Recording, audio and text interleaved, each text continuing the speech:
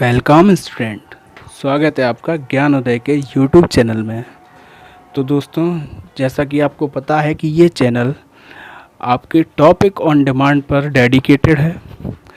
तो आपसे ये अनुरोध है कि जो भी टॉपिक आप चाहते हैं वो टॉपिक या तो सिविल सर्विसेज से रिलेटेड हो या एसएससी, सीएचएसएल या सीजीएल से रिलेटेड हो, इवन कोई भी सब्जेक्ट का टॉपिक हो, आप उसे कमेंट बॉक्स में लिखें।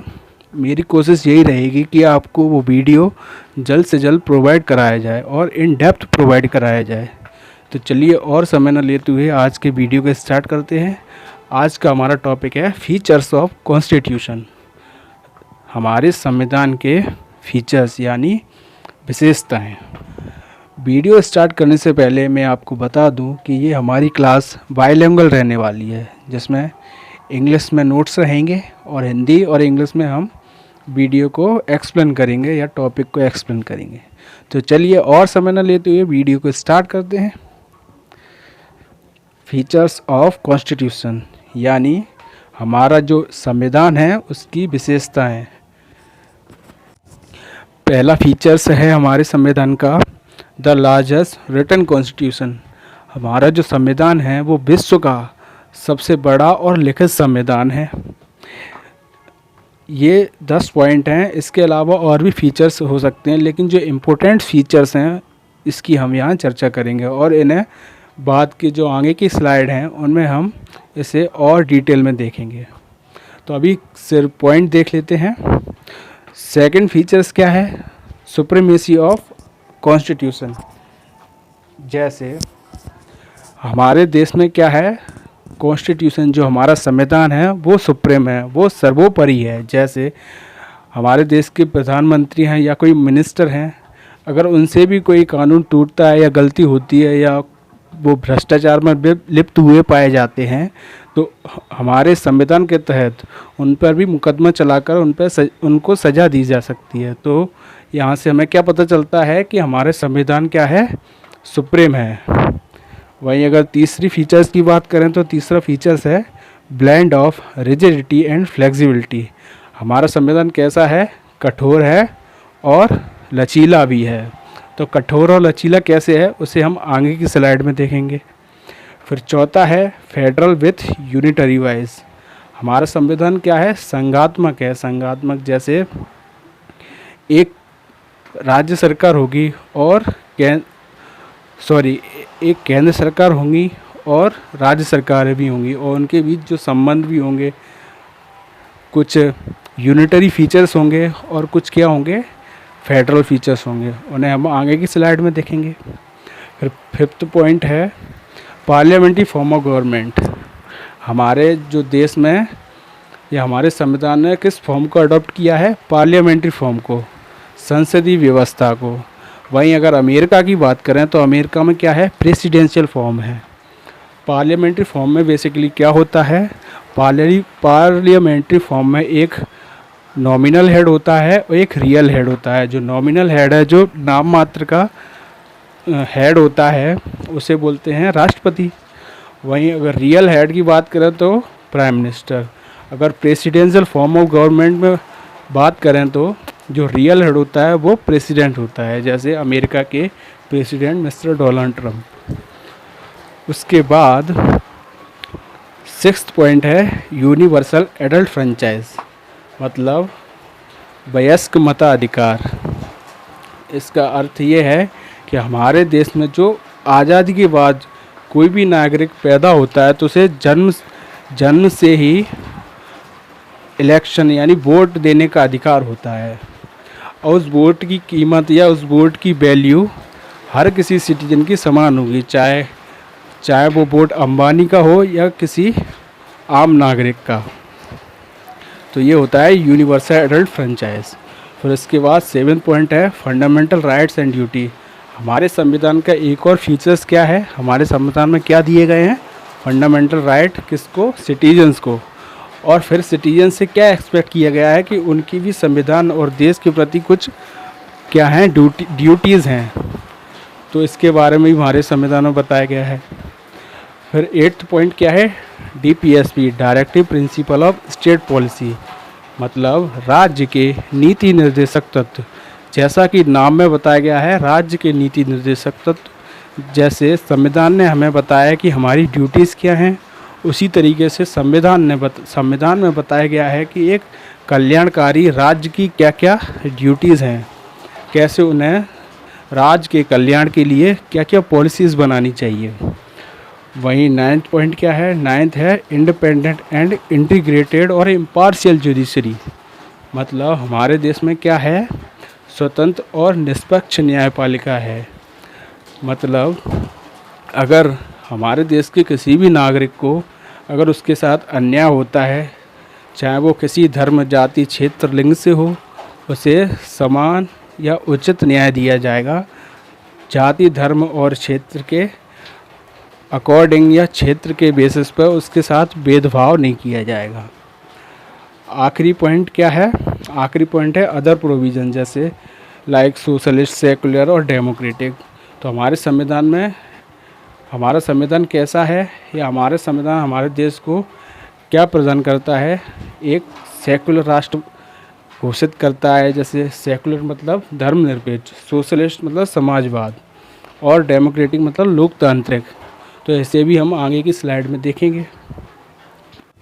तो दोस्तों, आगे बढ़ने से पहले मैं आपसे एक रिक्वेस्ट करना चाहूँगा, अगर आप वीडियो में यहाँ तक बने हुए हैं तो आई एम डैम श्योर कि आपको ये वीडियो समझ में आ रही है और अच्छी भी लग रही, पसंद आ रही है। तो अगर पसंद आ रही है तो क्यों ना वीडियो को लाइक कर दिया जाए और सब्सक्राइब भी कर लिया जाए, ताकि ऐसी और नई वीडियो या जो भी टॉपिक आप डिमांड करेंगे उसके लिए आपको जल्द से जल्द उसका नोटिफिकेशन मिल सके।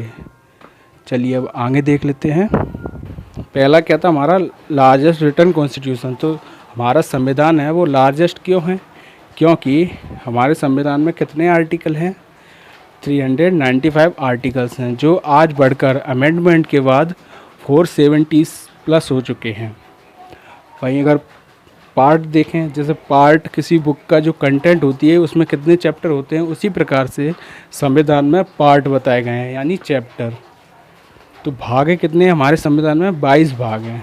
वहीं अगर शेड्यूल की बात करें तो शेड्यूल कितने हैं, शेड्यूल हैं 12। हमारे जो मूल संविधान था जब लागू हुआ था तब हमारे संविधान में 8 शेड्यूल हुआ करते थे, लेकिन जो बढ़कर अब ये 12 हो चुके हैं। सेकंड पॉइंट था supremacy of constitution.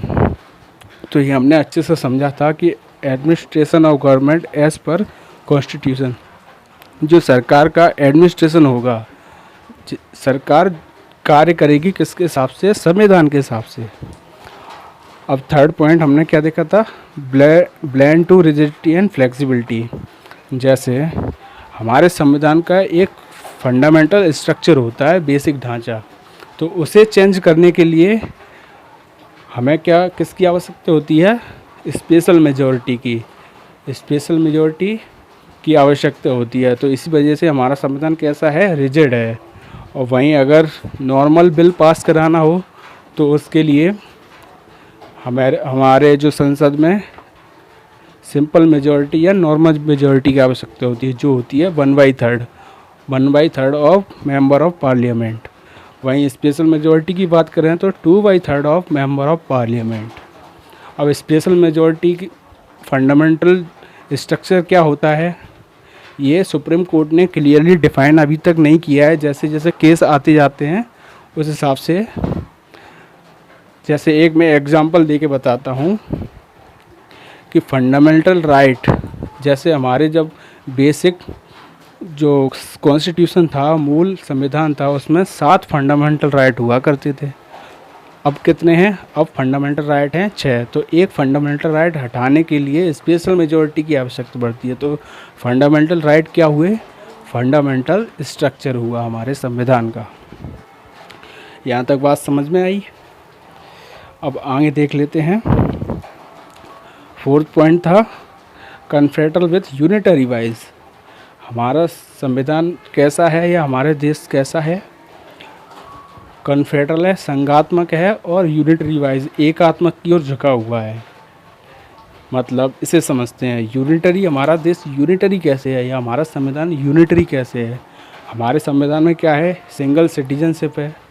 Single citizenship का मतलब जैसे हमारे देश का कोई भी नागरिक, चाहे वो हरियाणा का हो, चाहे मध्य प्रदेश का हो, चाहे उत्तर प्रदेश का हो, उसे अधिकार है किसी भी राज्य में या भारत के किसी भी कोने में जाकर भ्रमण कर सकता है, रह सकता है, वहाँ ज़मीन खरीद सकता है और व्यापार कर सकता है। पहले ये अपवाद था जम्मू कश्मीर को लेकर, लेकिन अब वो भी समाप्त हो चुका है। वहीं सेकंड है यूनिफाइड जुडिशरी। हमारे देश में क्या है, एक स्वतंत्र और समान जुडिशरी का सिस्टम है। जैसे किसी भी राज्य का अगर मुद्दा होता है उसके नागरिक के, उस राज्य के नागरिक के साथ या उसके फंडामेंटल के साथ छेड़छाड़ होती है, तो वो सुप्रीम कोर्ट में जाकर अपील कर सकता है। अगर तीसरे यूनिटरी फीचर्स की बात करें तो तीसरा फीचर्स हो सकता है वन करेंसी, सिंगल करेंसी। हमारे देश में क्या है, एक कॉमन करेंसी चलती है पूरे देश में। अगर वहीं अमेरिका की बात करें तो अमेरिका में हर स्टेट की अलग अलग सिटीजनशिप होती है। अब देख लेते हैं फेडरल फीचर्स क्या हैं। तो फेडरल फीचर्स में राज्य, division of powers between centre and state.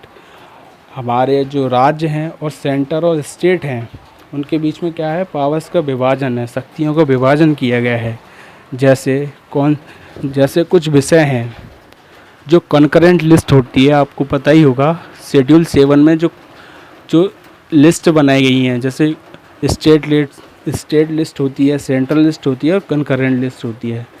तो स्टेट लिस्ट में जितने भी मुद्दे हैं या जितने भी सब्जेक्ट आते हैं उन पर जो कानून बनाने का अधिकार होता है वो स्टेट के पास होता है। वहीं सेंटर लिस्ट पे सेंटर का अधिकार होता है। और कॉन्करेंट लिस्ट पे बात करें तो कॉन्करेंट लिस्ट पर कानून या नियम बनाने का अधिकार सेंटर और स्टेट दोनों का होता है।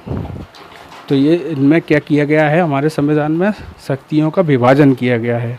और बाईकैमरल, और हमारा संविधान कैसा है या हमारा देश में क्या फॉलो होता है, बाईकैमरलिज्म।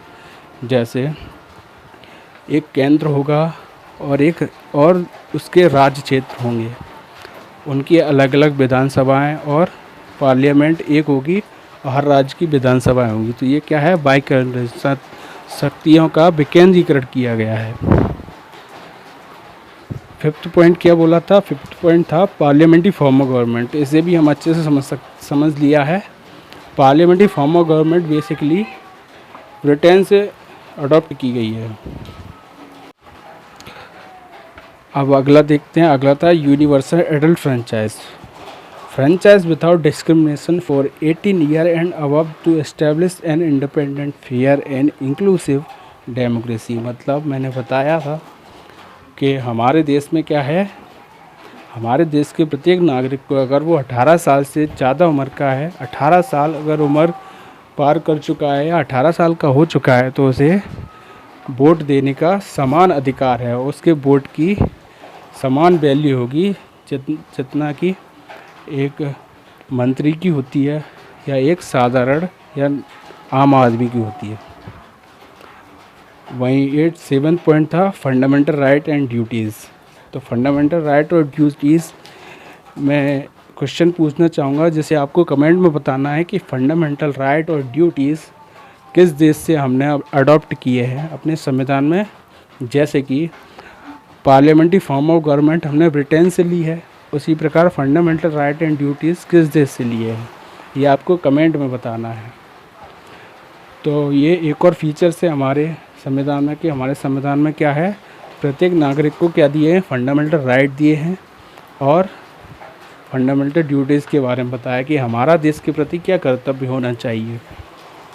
अगला है directive principle of state policy for the establishment of A welfare state, duty of the state mentioned in part 4 of the constitution. तो संविधान का जो भाग 4 है उसमें क्या बताया गया है, डीपीएसपी के बारे में कि एक कल्याणकारी राज्य कैसे बन सकता है। तो ये मैं चर्चा कर चुके हैं हम इस पर।